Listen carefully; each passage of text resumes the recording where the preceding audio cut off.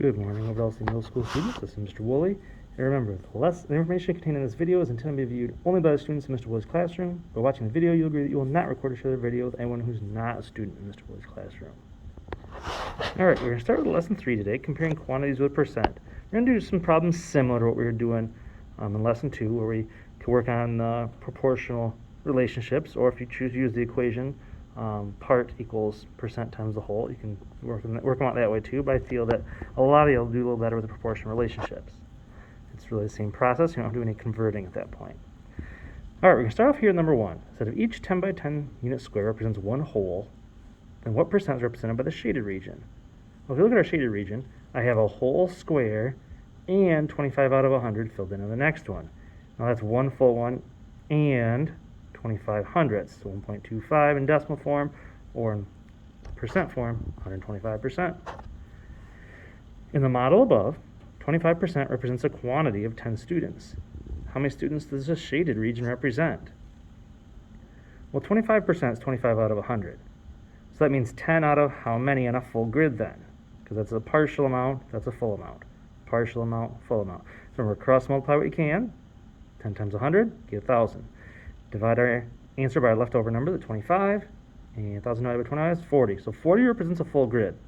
However, we have more than a full grid. I got 40 here, and those extra 10 here. That's actually a total of 50 students then. Next up, this is the members of a club are making friendship bracelets to sell, raise money. Anna and Emily made 54 bracelets over the weekend. They need to produce 300 bracelets by the end of the week. What percent of the bracelets were they able to produce over the weekend? Well, they made 54 out of the 300 that they want to make. So what percent is that out of 100? So remember, we always have 100 on the bottom for our percent. So cross multiply what you can, 54 times 100, divide our answer by our leftover number, the 300, and we get 18%. So out of all the bracelets they want to make, 18% of them were done over the weekend. Next up, it says Anna produced 32 bracelets of the 54 bracelets produced by Emily and Anna over the weekend. Write the number of bracelets that Emily produced as a percent of those that Anna produced. There's our key word here, of those that Anna produced. That means Anna's going to be the bottom number. You're out of something that refers to something out of the bottom. So let's look at our information. We know Anna made 32. So how many Emily make? We'll take 54 minus those 32, and Emily made 22. So we're trying to figure out what Emily produced as a percent of those that Anna produced. And the key word is of. Of tells me that Anna's need to be on the bottom. So 22 out of 32 in comparison there is what percent out of 100. So cross multiply what you can. You get 2200, divide our answer by 32, and we get 68.75%. C, write the number of bracelets that Anna produced as a percent of those that Emily produced. Of those that Emily made. So then Emily's number is going to be on the bottom now. So Anna's compared to Emily's. Well, 32 out of 22 is what percent out of 100.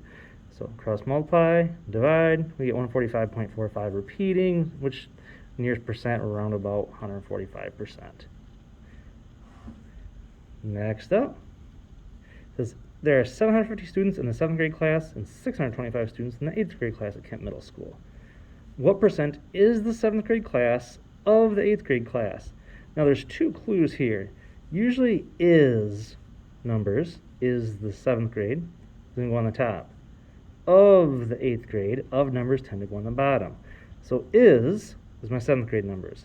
Of is my 8th grade numbers, is what percent out of 100. Cross multiply what we can, divide by my leftover number, I get 120%. So the 7th grade class has more because they have more kids, just you can tell in general, and it's over 100%. Now it says the principal will have to increase the number of 8th grade teachers for next year if the 7th grade enrollment exceeds 110% of the current 8th grade enrollment. Will she need to increase the number of teachers? Explain your reasoning. Well, yes, the 7th grade enrollment does exceed the current 8th grade limit, but the limit was 110%.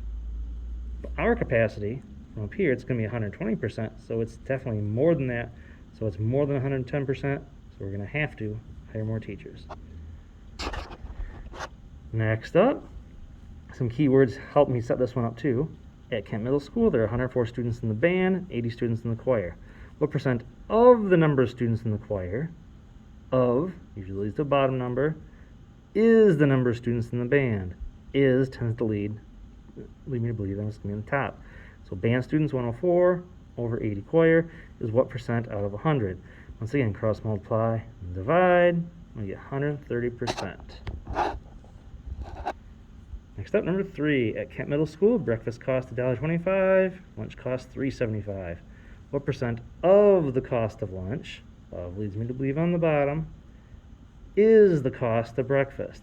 Is numbers go on the top. So once again, cross multiply, divide, and you get 0.3 repeating, or which would be like 33.33333 forever, or we're just going to call it 33%.